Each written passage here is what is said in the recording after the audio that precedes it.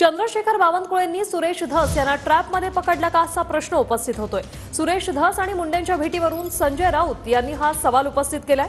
मुंडेंना फक्त 20 ते 25 मिनिटच भेटलो असा दावा धसांनी केलाय, तर बावनकुळेंनी 4.5 तास भेट झाल्याचं सांगितल्यानं माझ्याबाबत संभ्रम असं धस म्हणतायत।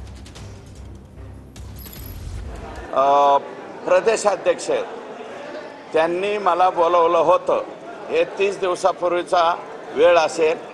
बोलावलं होतं 20 ते 30 मिनिटे आम्ही त्यांच्या निवासस्थानी होतो। फक्त त्यांच्या तोंडून बोलता बोलता 4.5 तास हा शब्द कसा आला हे मी सांगू शकत नाही। या बाबतीत त्यांना आपण विचारावं। आणि एक आहे की 4.5 तास हा शब्द वापरल्यामुळं त्याच्यामध्ये मोठ्या प्रमाणात संभ्रम निर्माण झाला, हे मात्र खरं।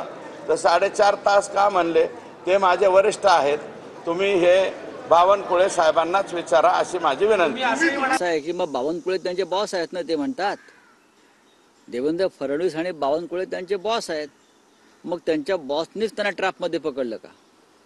ज्या क्षणी तिकडे आकाच्या आका आले त्या क्षणी त्यांनी त्या बैठकीतून बाहेर पडायला पाहिजे होतं। ह्याला नैतिकता म्हणतात। आणि सांगायला पाहिजे होतं बाहेरून की माझ्या बाबतीत अशा प्रकारचा घात झालेला आहे आणि मला ट्रॅपमध्ये पकडण्याचा प्रयत्न झाला म्हणून मी इथून बाहेर पडलो। हे असं झालेलं आहे। किंमत आहे? आता कशाला आक्रोश करताय?